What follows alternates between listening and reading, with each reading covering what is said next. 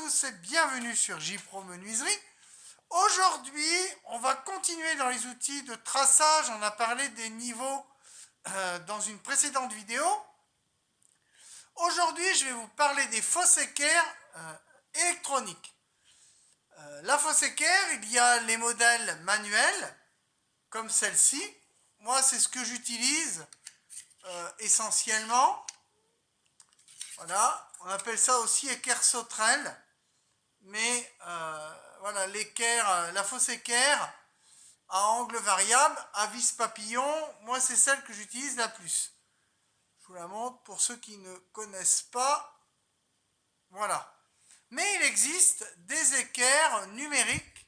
Là j'ai un modèle de Parkside, mais il y a le modèle aussi de chez Bricomarché Mackenzie, qui est sensiblement le même. Donc ce genre d'équerre, vous déverrouillez ici. Vous allumez, vous avez une petite pile R20, CR20 à l'intérieur. Vous appuyez ici.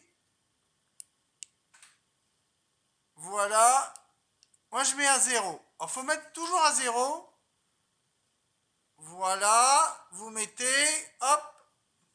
Vous allez voir. Alors, je ne sais pas si on voit bien l'écran. Voilà. Vous avez un petit cadran.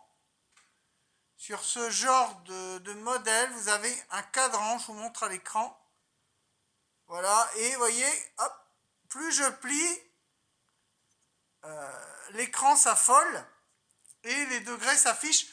Honnêtement, moi je suis pas fan. Je vous le présente parce que c'est de plus en plus courant. Vous voyez, là je suis à 90 et j'ai 86,83. Ça ne tient pas en place. J'ai beau le verrouiller. Alors, si je veux, je verrouille ici. Mais j'ai du mal à avoir, même en verrouillant, j'ai 90,3,4. Je trouve que ce genre d'équerre n'est pas précis. Même pour faire du 45 degrés,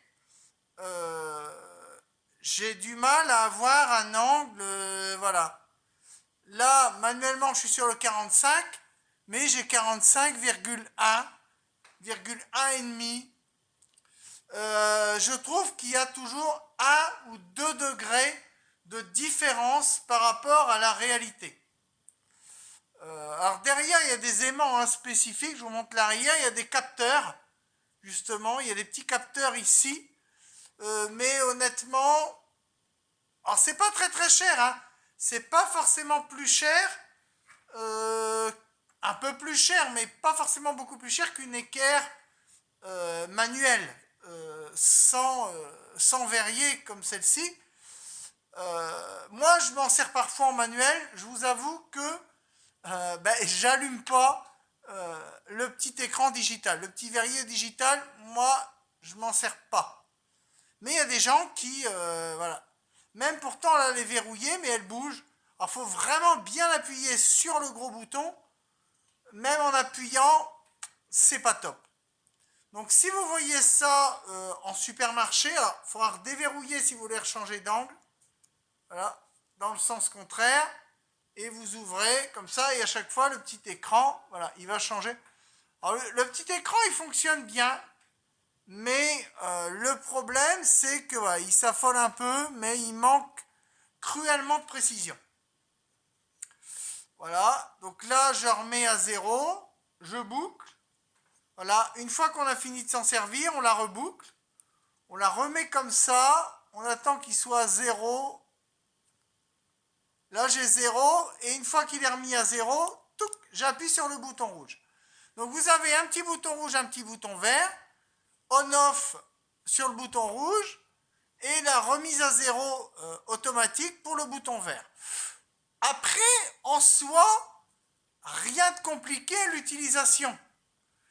Mais ce que je reproche à ce genre d'appareil de mesure moderne, entre guillemets, c'est le manque cruel de précision. Franchement, vous allez avoir un tracé qui sera incorrect. Il y aura un petit défaut de 1, 2, 3 mm. Bon, pas plus. Mais il y aura des défauts qu'avec le modèle manuel traditionnel, à vis papillon comme celui-là, là, on le règle soi-même, on vérifie avec une règle, on vérifie avec le mètre. Moi, je trouve que c'est plus précis. On le règle à sa façon. C'est pas la machine qui va le penser, le faire à notre place. Donc moi, je préfère, honnêtement, je vous conseille, si vous avez des coupes d'angle à tracer, prenez plutôt le modèle, il sera plus rigide en plus. Prenez la fausse équerre manuelle, sans verrier à affichage digital. Ça, c'est vendu souvent chez Lidl, chez Bricomarché, Brico Dépôt. Il y en a de ces machins-là. Il y a des pieds à coulisses maintenant, pareil, avec un verrier électrique, enfin électronique comme celui-là.